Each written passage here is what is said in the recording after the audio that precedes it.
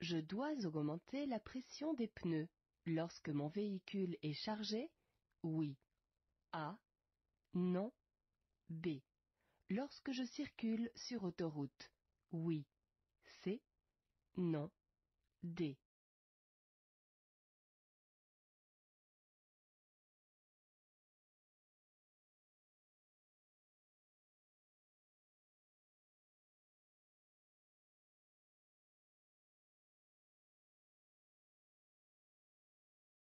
Lorsque votre véhicule est très chargé et lorsque vous circulez sur autoroute, vous devez gonfler davantage vos pneus. En principe, 2 pressions de gonflage sont indiquées par le constructeur, l'une pour l'utilisation courante et l'autre pour les autres utilisations comme véhicule très chargé ou circulation sur autoroute. Si vous roulez fréquemment sur autoroute, il serait préférable que vos pneus restent constamment gonflés à la pression supérieure. Rouler à allure réduite avec des pneus gonflés à la pression autoroute ne présente aucun risque. En revanche, le sous-gonflage est très dangereux, surtout à vitesse élevée. Si une seule pression est indiquée par le constructeur, il vous est recommandé de l'augmenter d'environ 0,2 bar, soit 200 grammes. La nuit, en cas de panne ou d'accident, j'augmente ma visibilité par l'éclairage intérieur de la voiture. Oui. A. Non. B. Une lampe frontale. Oui. C. Non. D.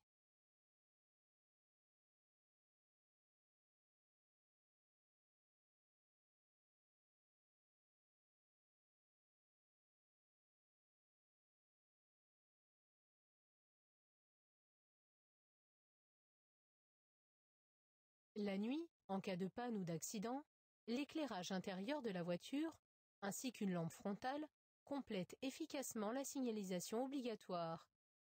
L'éclairage intérieur de la voiture permet de mieux la situer. La lampe frontale ou la lampe de poche est utile pour les passagers non équipés d'un gilet de sécurité. La consommation de cannabis augmente le temps de réaction. Oui. A. Non. B.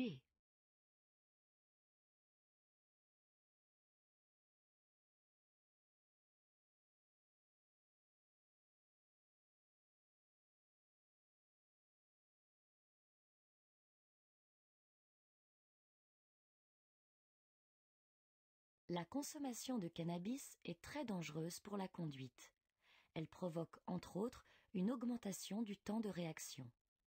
Mais elle devient encore plus dangereuse lorsqu'elle est associée à l'absorption d'alcool. Je céderai le passage aux piétons, oui, A, non, B. À la voiture noire, oui, C, non, D.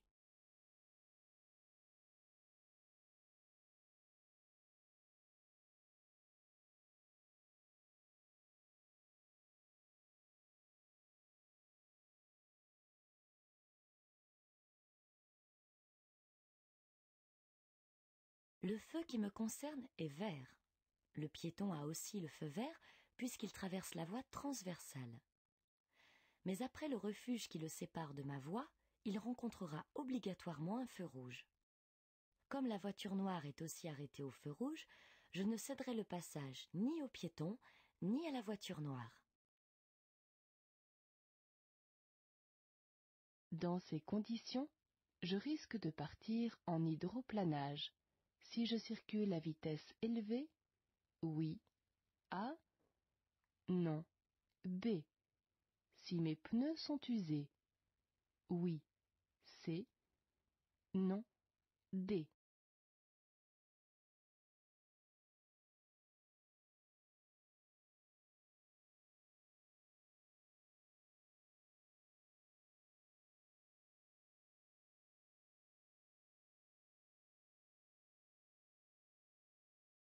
Lorsque vous partez en aquaplaning ou hydroplanage, un filet d'eau sépare les pneus du sol et vous perdez le contrôle de votre véhicule.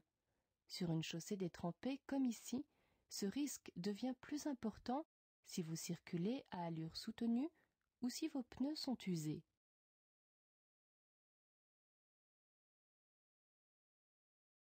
Les diodes de couleur bleue permettent de signaler les bords du tunnel, A, d'évaluer la distance de sécurité, B,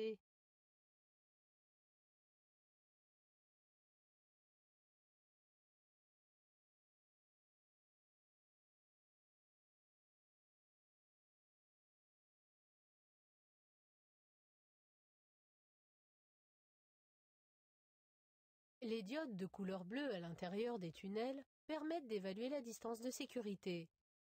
Derrière le véhicule qui me précède, je dois voir 2 lumières bleues au minimum. Le juge peut autoriser la conduite pour usage professionnel suite à une suspension du permis due à un délit de grand excès de vitesse. Oui. A. Non. B. La consommation de stupéfiants. Oui. C. Non. D.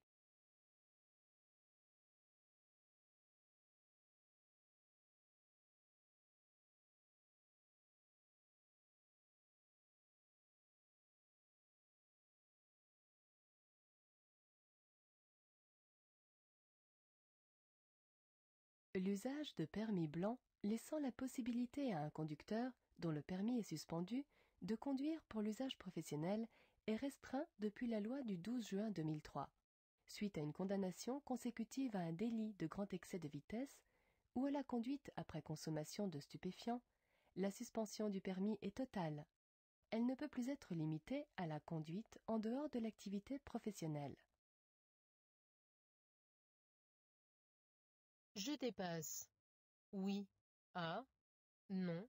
B.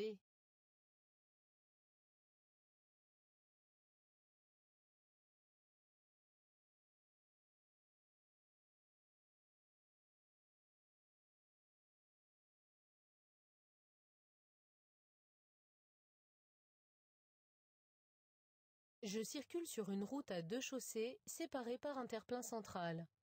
À gauche se situe une voie de stockage pour les usagers qui souhaitent tourner à gauche. Pour le moment, il y a 2 voies de circulation. Mais les flèches de rabattement annoncent la suppression de la voie où elles sont peintes. Le panneau bleu confirme que la voie de gauche va disparaître. Par conséquent, je ne dois pas dépasser la voiture qui me précède.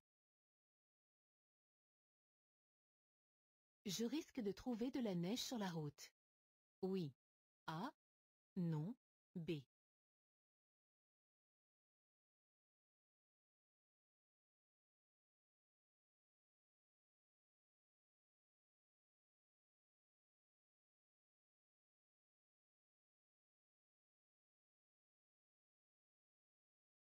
Il pleut et la chaussée est mouillée. La présence de neige fraîche sur le toit de la voiture en face annonce que plus haut, il neige. Mais je risque de trouver de la neige sur la route bien avant. En effet, une neige mouillée qui tombe abondamment peut rapidement former une pellicule très glissante et peu visible. En outre, de la neige tombée d'un toit de véhicule, notamment suite à un freinage, peut aussi rendre la chaussée glissante. Je ralentis et observe l'état de la route. Mon voyant de température d'eau vient de s'allumer. Je m'arrête immédiatement. A. Je continue jusqu'au prochain emplacement d'arrêt d'urgence. B. J'allume les feux de détresse. C.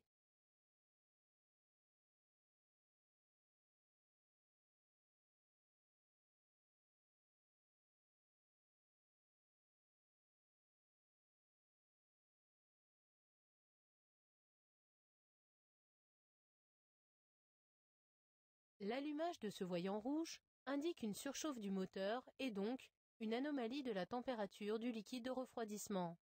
Pour ne pas endommager le moteur, je m'arrête dès que possible.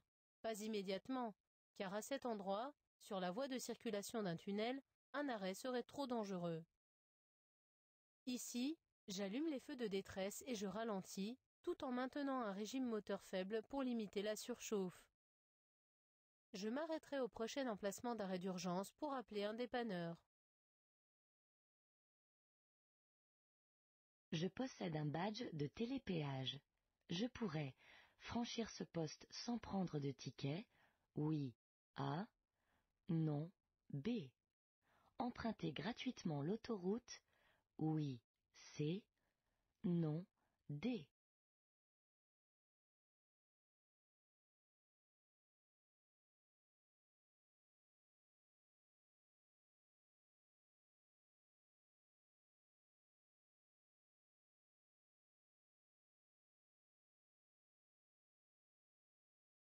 Le panneau de droite annonce une voie réservée aux usagers qui possèdent un badge de télépéage pour le paiement par abonnement.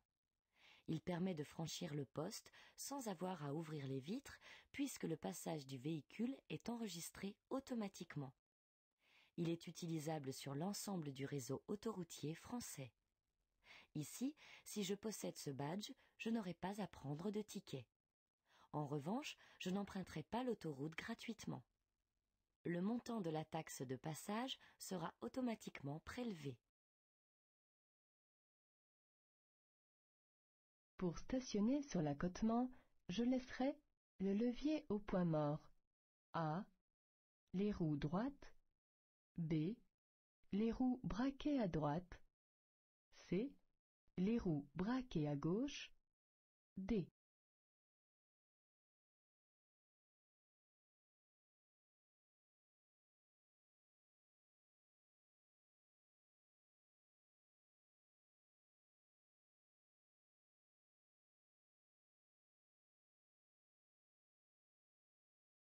Avant de quitter mon véhicule stationné dans une pente, je serre le frein à main.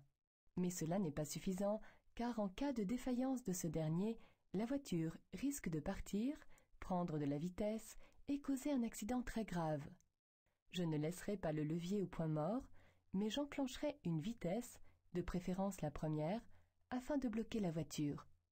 Je braquerai aussi les roues du côté opposé à la chaussée, à droite, afin que le véhicule ne puisse ni descendre ni traverser la route. Un objet posé sur la plage arrière du véhicule risque de masquer la visibilité du conducteur. Oui. A. Non. B. De blesser mortellement un passager. Oui. C. Non. D.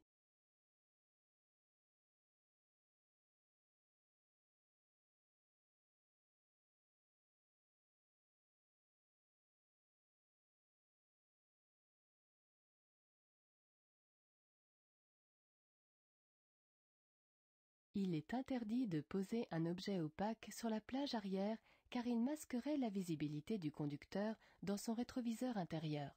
Un objet posé ainsi se transformerait en véritable projectile en cas de freinage brusque.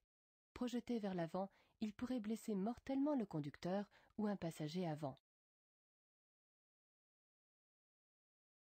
Pour emprunter la sortie, je peux ralentir immédiatement.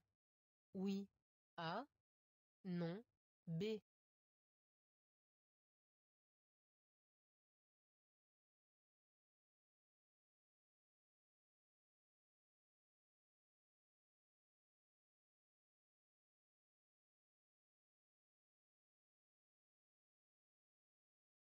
Sur certaines voies de décélération, trop courtes pour être abordées en sécurité à 110 km/h, une limitation de vitesse est imposée dès le début, comme ici. Le panonceau qui complète le signal précise que la limitation de vitesse concerne uniquement les usagers qui empruntent la voie de décélération. Pour ne pas dépasser les 70 km/h dans cette voie, je dois réduire l'allure avant de l'aborder. Je peux donc ralentir immédiatement. Je trouverai une aire de jeu pour enfants. À 300 mètres, oui. A. Non. B.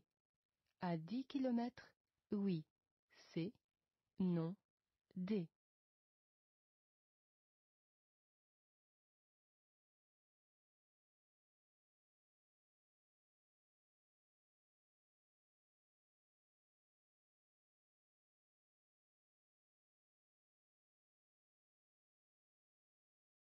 Vous circulez sur une autoroute et ce panneau vous indique que la prochaine aire de repos est à 300 mètres. Il précise que vous y trouverez un emplacement pour pique-nique ainsi que des jeux pour enfants. La prochaine aire de jeux pour enfants se trouve à 10 km, comme le confirme le panonceau de distance sous le panneau de droite. Le panonceau annonce une ligne à haute tension. Oui. A. Non. B. Me concerne. Oui. C. Non. D.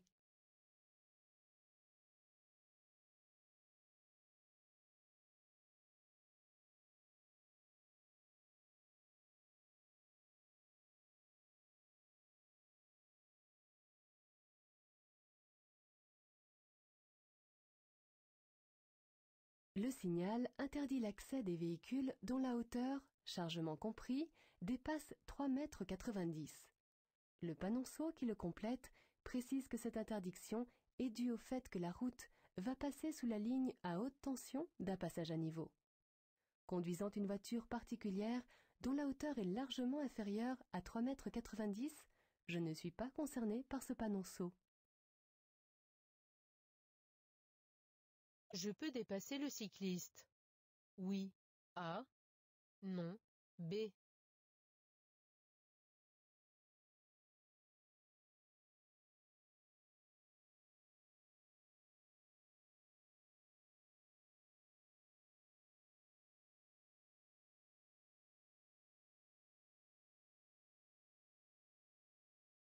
Il est interdit de chevaucher une ligne continue.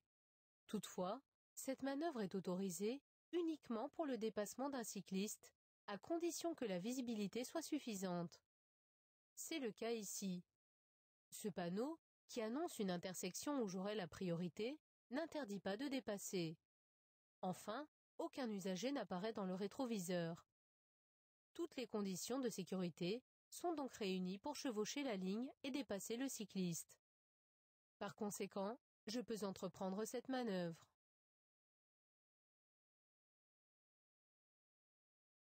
Victime d'un incident mécanique sans danger pour la circulation, je continue jusqu'à la sortie du tunnel.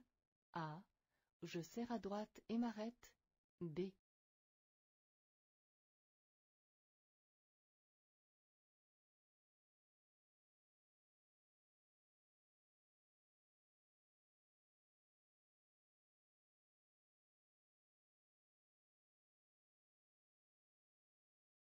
Un arrêt sous un tunnel constitue toujours un réel danger pour la circulation. Mieux vaut une détérioration du moteur qu'une collision en chaîne pouvant entraîner de graves conséquences.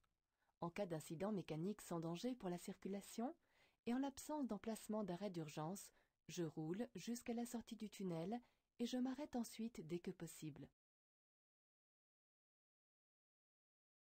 Je peux dépasser la voiture noire par la droite. Oui. A. Non. B. Par la gauche. Oui. C. Non. D.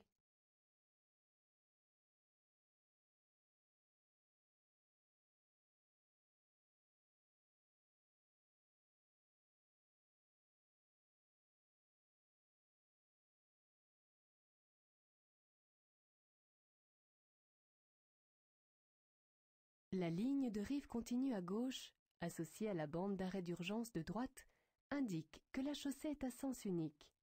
Comme moi, la voiture noire est en infraction, car elle circule sur la voie du milieu. Mais je ne suis pas pour autant autorisé à la dépasser par la droite, celle-ci pouvant se rabattre d'un instant à l'autre. Enfin, le dépassement par la gauche est impossible, car un véhicule est déjà en train de me dépasser. Le dépassement des limitations de vitesse améliore la vigilance. A. Entraîne de la fatigue. B.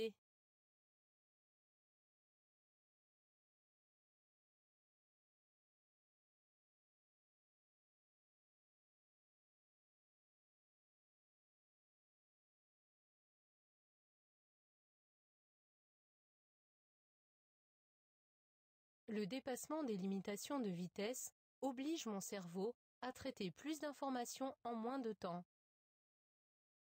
Le défilement trop rapide du paysage demande un effort supplémentaire qui entraîne un surcroît de fatigue. Ceci n'améliore donc pas la vigilance, bien au contraire.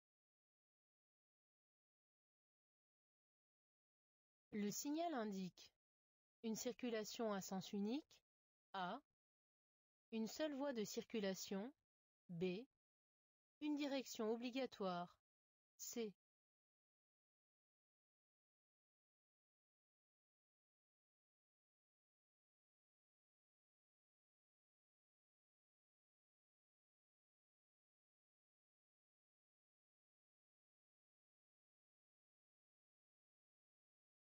Ce signal n'indique pas de circulation à sens unique. Il n'y a effectivement qu'une seule voie de circulation, mais ce n'est pas ce panneau qui le mentionne. Il annonce une direction obligatoire. À la prochaine intersection après ce panneau, je devrais continuer tout droit.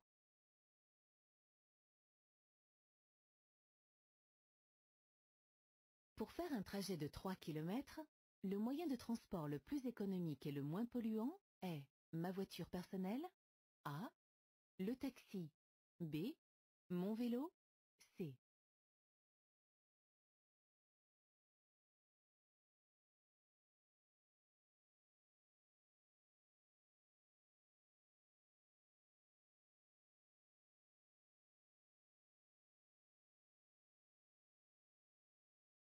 Que j'utilise ma voiture personnelle ou un taxi, le véhicule qui me conduira à destination polluera l'atmosphère.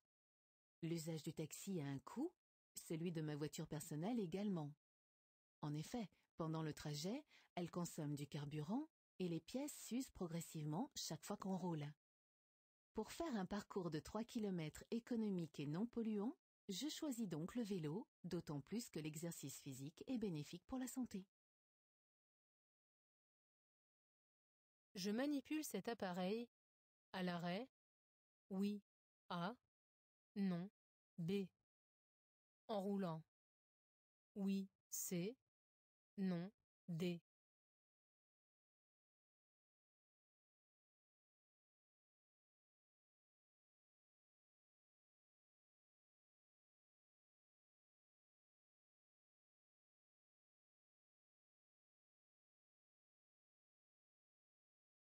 Il est important que je reste concentré sur ma conduite.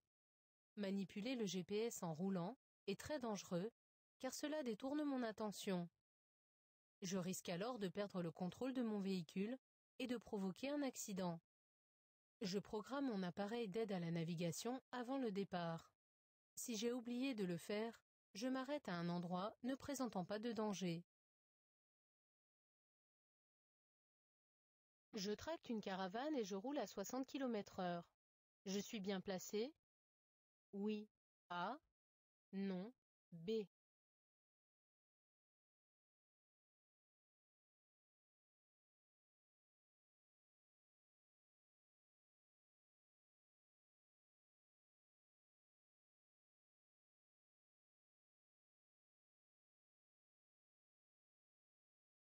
En roulant à 60 km/h, je pourrais emprunter une voie pour véhicules lents qui serait délimitée par une ligne large, à traits resserrés.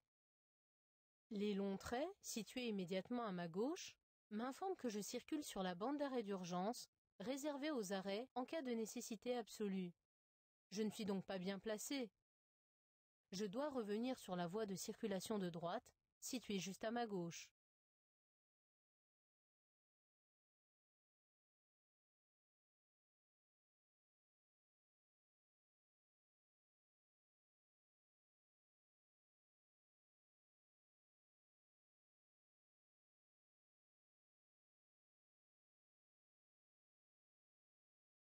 J'allume le clignotant.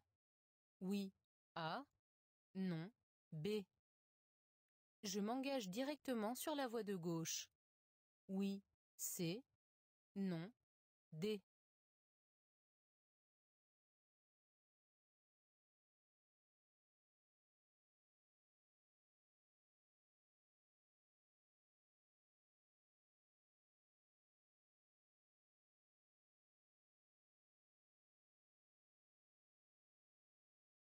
Circulant sur une voie d'insertion, je dois céder le passage aux usagers de l'autoroute. La voie à ma gauche étant libre, j'allume le clignotant et je m'insère. Je ne peux pas emprunter directement la voie la plus à gauche, car une voiture, visible dans le rétroviseur, s'y trouve déjà pour dépasser les poids lourds.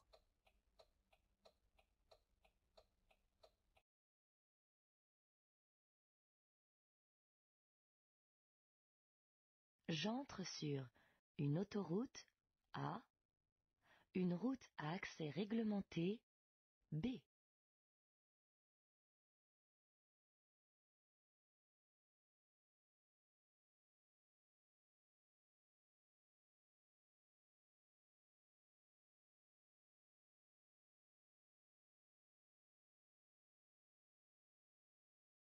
Je n'entre pas sur une autoroute, mais sur une route à accès réglementé. L'ancienne définition de ce panneau était route pour automobiles. Il s'agit d'une chaussée spécialement conçue pour une circulation rapide. L'accès en est interdit à certaines catégories de véhicules trop lents: cyclomoteurs, voiturettes, tracteurs agricoles. Je peux dépasser un chasse-neige en action. Sur route enneigée? Oui. A. Non. B. Sur route verglacée? Oui. C. Non. D.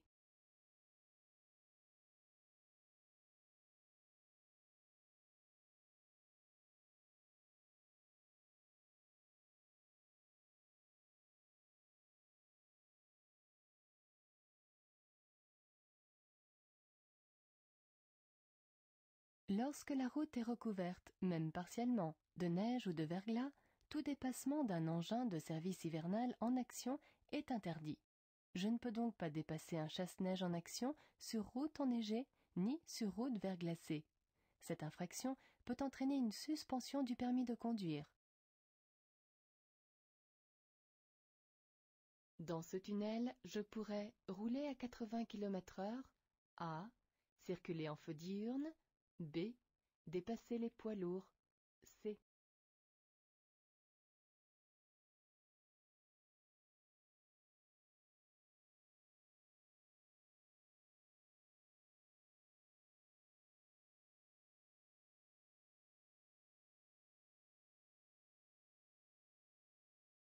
Dans ce tunnel, la limitation de vitesse étant de 80 km/h, je pourrais rouler à 80, mais pas plus vite. Le panneau d'interdiction de dépasser concerne uniquement les poids lourds. Je pourrais donc moi-même entreprendre le dépassement de tout véhicule si les conditions le permettent. En revanche, je ne pourrais pas rester en feu diurne, ces derniers étant utilisés uniquement de jour à l'extérieur. Comme j'aperçois un véhicule devant moi, je circulerai en feu de croisement. Je cède le passage au cycliste? Oui. A. Non. B.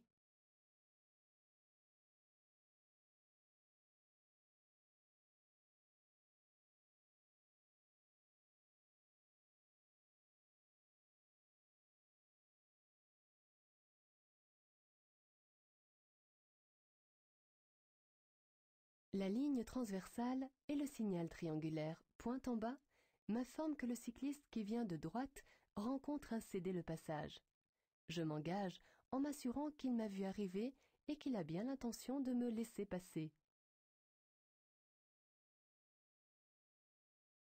Si une voiture qui roule à 90 km/h consomme 5 litres au 100 km, à 130 km/h, elle consommera environ 5 litres au 100 km, A. 8 litres au 100 km, B. 12 litres au 100 km, C.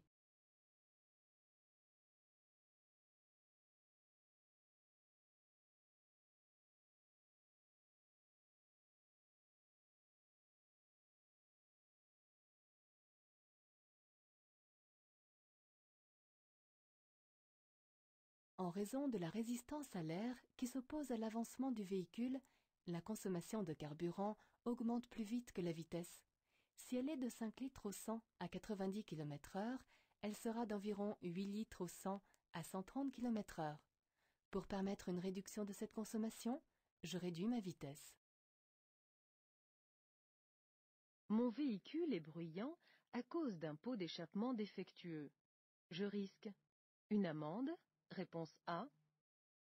Une suspension du permis, réponse B. Une immobilisation du véhicule, réponse C.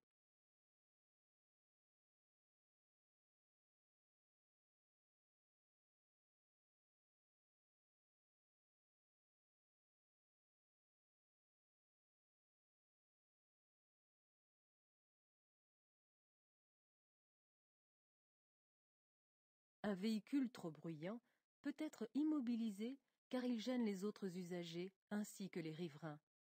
Vous aurez également à payer une amende. Pour pouvoir continuer à circuler, vous devrez effectuer les réparations qui s'imposent. Le respect de ce principe est une des règles de base du civisme.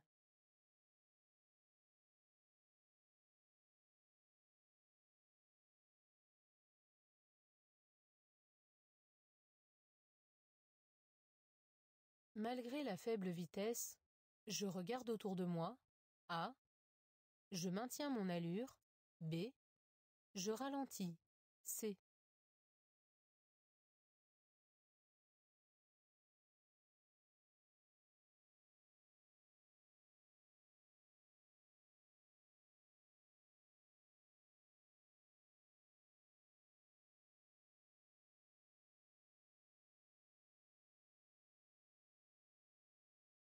En regardant autour de moi, je détecte plusieurs indices importants.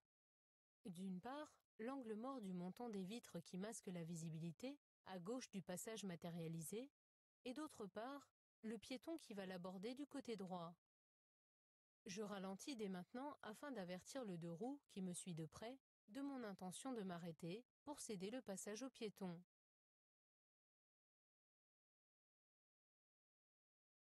Pour limiter les risques d'accident dus à la fatigue, j'évite de rouler la nuit, oui, A, non, B. Quand il fait chaud, oui, C, non, D.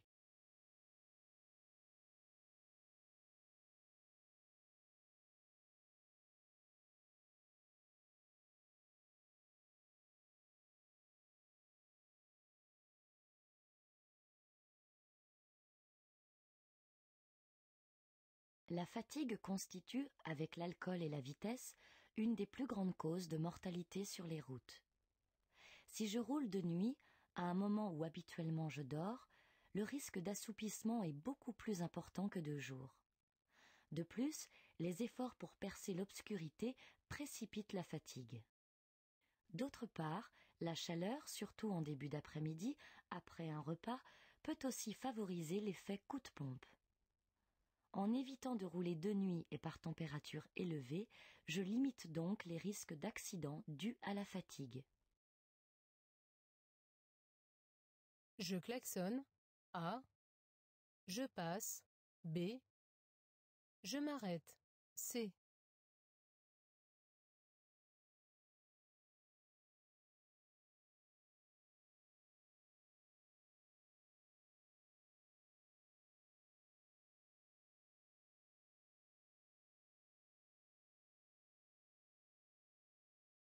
Il n'y a pas de passage piéton à moins de 50 mètres. La jeune fille est donc régulièrement engagée dans la traversée de la chaussée. Je dois m'arrêter pour lui céder le passage. Dans cette situation, je n'ai aucune raison de klaxonner.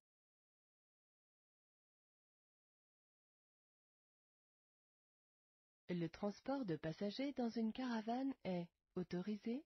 A. Interdit. B.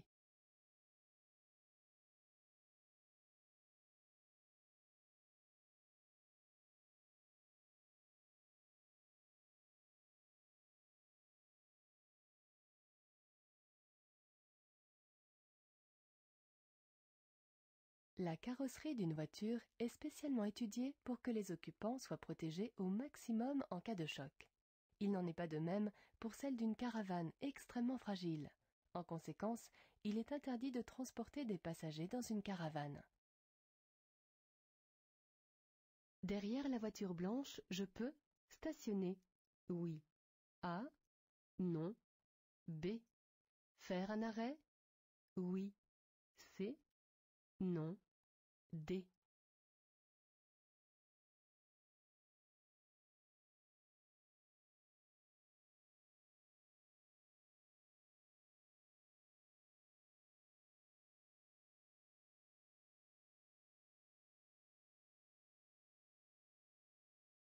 Le signal de gauche interdit le stationnement du côté où il est implanté. Il ne concerne pas le côté droit. Derrière la voiture blanche, sur l'accotement, je peux donc stationner ou m'arrêter. En dehors de la chaussée, à l'extérieur du virage, mon véhicule ne constituera ni gêne ni danger. À proximité d'une voie de tramway, la durée du feu rouge peut dépasser 120 secondes. Oui. A. Non. B.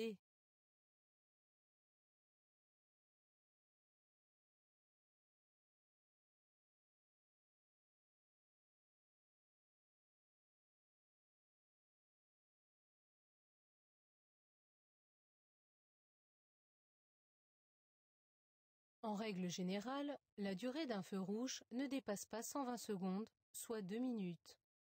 Toutefois, lorsque ce dernier est placé devant une traversée de voie de tramway, il peut durer plus longtemps.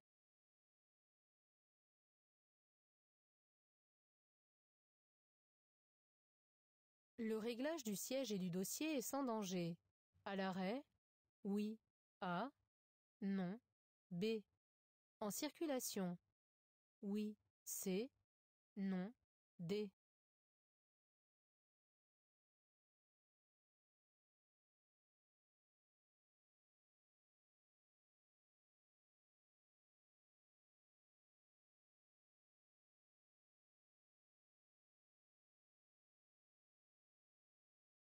Il est indispensable de faire tous les réglages, y compris celui du siège et du dossier, à l'arrêt.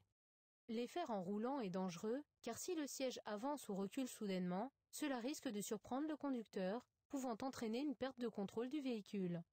De plus, effectuer des réglages en conduisant détourne l'attention du conducteur qui doit rester concentré sur la conduite.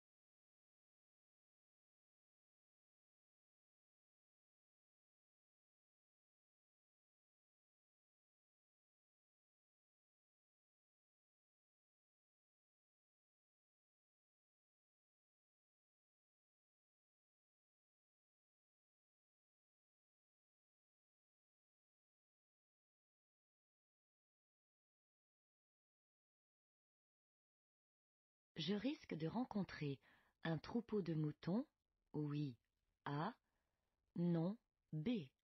Des animaux sauvages, oui, C, non, D.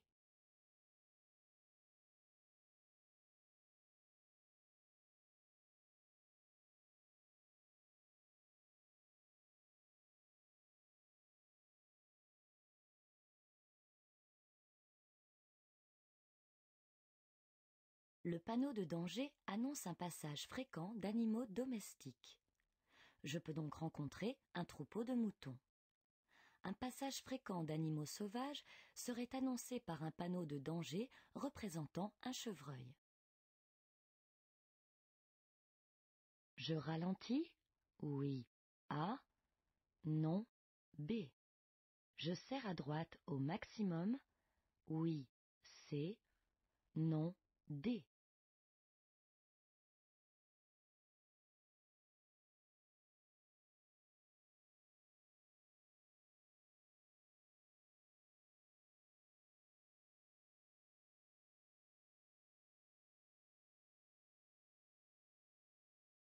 Je vais croiser un convoi exceptionnel. Vu les dimensions de cet ensemble, j'ai certainement été averti auparavant de ce danger par une voiture pilote. La place pour croiser ce convoi étant réduite, je dois donc ralentir et serrer au maximum à droite.